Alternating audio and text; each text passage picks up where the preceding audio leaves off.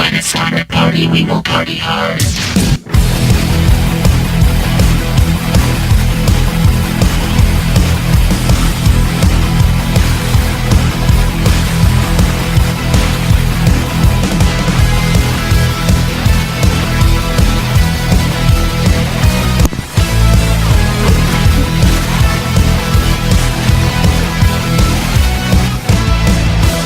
All right, we are back. I just assaulted my microphone. Was that your microphone? I had no idea if it was our guest and it was a big screw you. And I just got dizzy for some reason. I think my blood sugar is low. Too much. Always love to have this next guest. Always controversial, but very intelligent most of the time. Insightful, entertaining. Compoundmedia.com is where you can watch his daily program. Gavin McInnes, thank you for being here, sir. Thanks for having me. Why are you why are you doing the Sean King nostril flare? It's a new look. I'm trying to develop a new face. There's different faces you can have. That's true. I'm not a Like fan Donald of it. Trump and De Niro have that thing that New Yorkers get when they've been saying no to bums for Right. 20 years. No, I don't need change. No, no, no, no, no. Gonna build a tower. Gonna build a Right, you get tower. There you go. And then in Scotland they have Sham Gabbit, where the accent gets so intense, by the way, that your cheeks get all chipmunky, and it's called Sham Gabbit because your face is altered by your accent. Why don't, before we get that far down the trail, why don't they just speak properly? Yeah, that would make sense. It would make sense. Everything that Scots do is out of spite. Their parliament, their politics, and their language is an FU to the rest of Europe and obviously Britain. Also the kilts. They decided to kind of buck the trend and go the other way on that one. Gavin, speaking of which, you were at NYU while we were in New York. Did you actually get maced or pepper sprayed? Yes, I thought that was the custom there. Does that not happen to everyone? No, it's not the greeting, the official greeting of New York, but it's sort of... I was going to say NYU should change their policy on that because it's incredibly painful and no one's going to want to go. What was it? Now, was it pepper spray or was it mace? Because there's a big difference. Well, when I was washing my face, I did taste a semblance of pepper, which made me very happy because I realized this is not sulfuric acid that's going to make this gorgeous mug disfigured. Right. So there's just a little bit of cayenne. It's kind of like when my dog was chewing on the trash can. We put hot sauce on there to get him to stop, but then he just ate the trash can, just started chewing through it. It turns out he likes hot sauce. Hot sauce. Was it the Antifa? How do we pronounce it? Antifa? I don't think they even know. So they don't even know what their political beliefs are, let alone how to pronounce their own name. Right. Well, now, was it them who pepper sprayed you?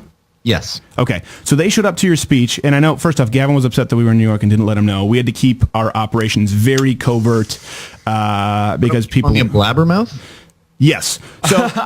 So what was this like? Did you know beforehand they were gathering, they were protesting, or was the guy just covert? Like he had dyed his hair, he looked like a Gavin McInnes fan, he wore a t-shirt and just surprise bitch and pepper spray. There was about 20 there's 200 liberal college students that think that I was there to promote hate speech and wanted to make their voices heard. Right. Then there was maybe 20 really just dumb people whose heart is in the right place, and they were just there giving me the finger. Then there was another 20, and then within that group, by the way, there's guys who just wanted to punch me and think that they can. Yeah. And then the other group was about 20 Antifa people, all dressed in black, faces covered up.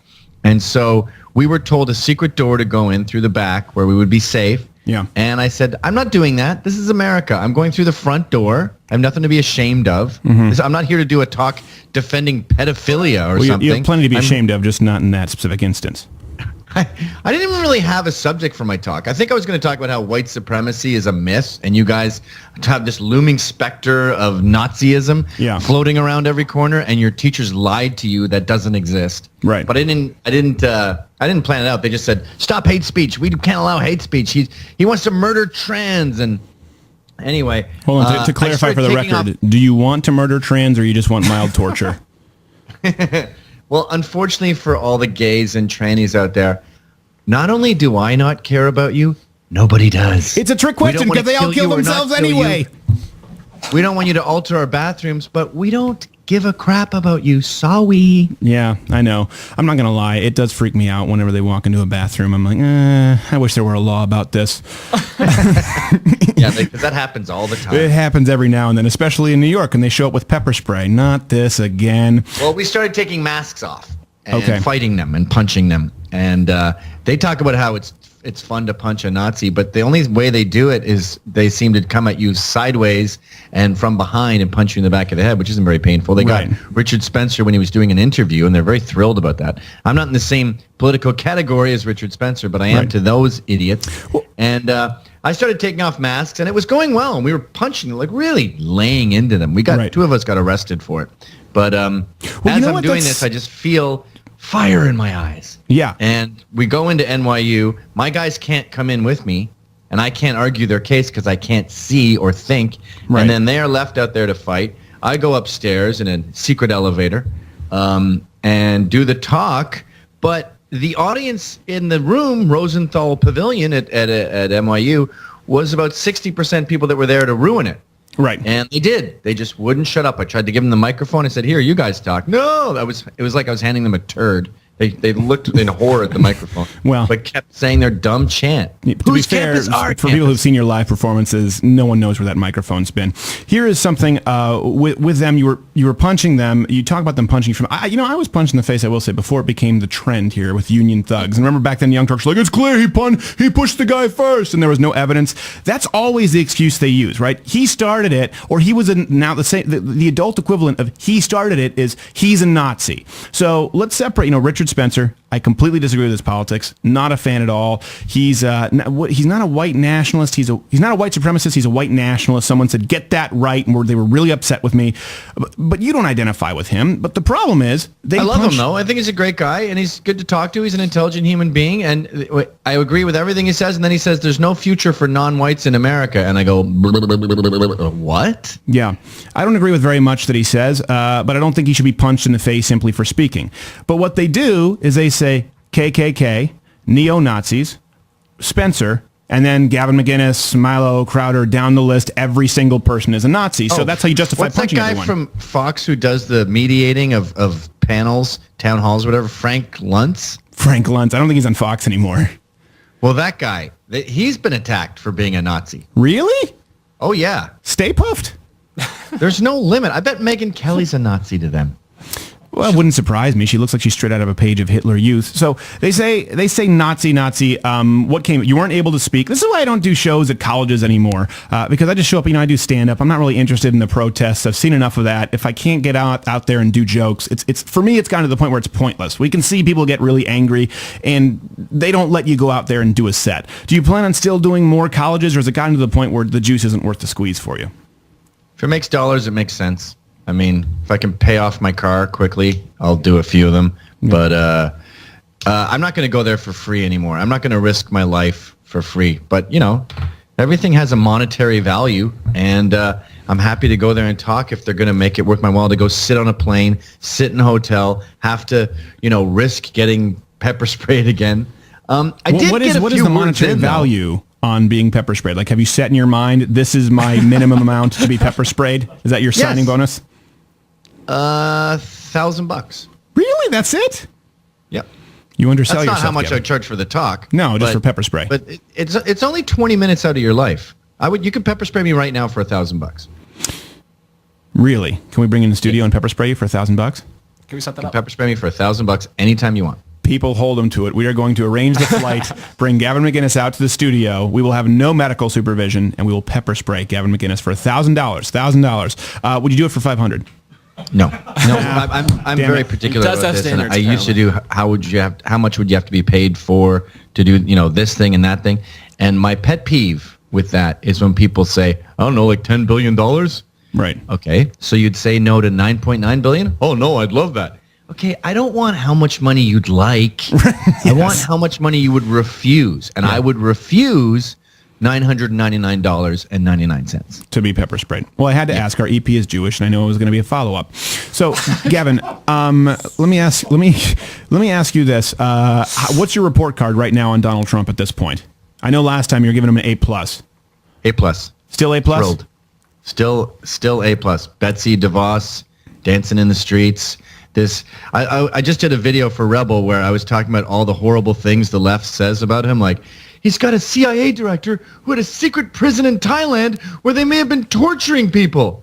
And I'm going, he has a CIA director who had a secret prison in Thailand where he was torturing people. Yeah. Like we're saying the same things now, except I'm cheering and they're screaming. Well, let me ask you this. If the left were not behaving so poorly, because there's only so much time in the day, would there be some issues where you would take Donald Trump to task, some things where you might go, oh, all right, I'm not thrilled with that decision? Because I have a few things like that, but then what happens is, oh gosh, the SAG Awards happened, or oh, dear, okay, the transparency law with energy companies, I've got a problem with that, but crap, dear white people came out, so that just gets bumped from the show map. Yeah, I mean, look, he hired his son-in-law. That's dubious. I'm not sure. I have to double check his credentials. Yes, Betsy devoted $9 million to his campaign. That's looking pretty cronyist. But then I kind of like her if she's donating money to her campaign. And by the way, about Betsy, Amway has donated so much to charity. I was talking to your dad about this earlier, and he actually schooled me on it. Yeah. Well, because, Nage Jared and I lived in Grand Rapids for a long time, and the DeVosses and the Van Andels built that town. So much so where we did that college socialist troll. One guy, remember him? That one guy who was like, the DeVosses and Van Andels are such assholes. I hate them. I said, where do you work? I work for the DeVosses and Van Andels. Yeah. Like they've done they've invested in hospitals, unbelievable medical. It's the reason it's not baby Detroit. Yeah, Grand Rapids is like an amazing booming town, and it's entirely because of the DeVosses and Van Andels. That doesn't mean she's qualified for Secretary of Education, but you know what, Gavin, that's a good example, right? I don't think she's the best choice. I don't think she's super qualified, but I agree with her ideas on school choice. That being said, she's a decent person. The DeVosses have always been attacked simply for being successful, so I don't have time to say, well, these are my grievances with her. I just would go, you guys are insufferable. You got to understand, public education is the mafia right now. So to say I hired someone with experience is like saying I hired Al Capone to help me take down the mafia. No, you need Giuliani. You need someone who is going to come up with a racketeering law that's been dead for 100 years. The education needs to be infiltrated. It's corrupt. Yeah. Well, I think it shouldn't exist. I agree. The Federal Department of Education, when you tell someone, you go, well, I don't think there should be, well, how would we have schools? You were born before it was created. I say to many of those, certainly the baby boomer liberals. My dad went to public schools without the Federal Department of Education. They were state-run. That was the principle, and test scores haven't gotten all that much better. Their parents are smarter than you out there. Who wants to argue that the schools are better too? Yeah, the schools were better, and that's just one of the, you've talked about it, right? Where they just say something as though it's absurd. The left, where they go, well, you're saying Gavin's not a Nazi? Yes. Well, you're saying we don't need a Federal Department of Education? Yes. That's what I was saying. Like they've gone so far off on their tangent of hyperbole that it's circled back around, and you go, yeah, sounds reasonable. Yep. I mean, they'll see I saw there was a target list for deplorable, and they had my picture, and this is a guy you got to attack. What did he say? Well, he once said most women would be happier at home. And I'm reading it going, that offends you? That's a fact. Most men would be happier at home. I mean, both at home right now. Yeah, most men would be happier not being in a cubicle. When you look at the jobs that many people work, most of them are like, yeah, I'm happier at home. It is remarkable. No. Men are happier at work. We thrive in the workplace. Women, yeah, but not if you're working at HuffPo or Slate. Half of them are just pretending. Yeah, not if you're working at Slate, though, or HuffPo or in a cubicle.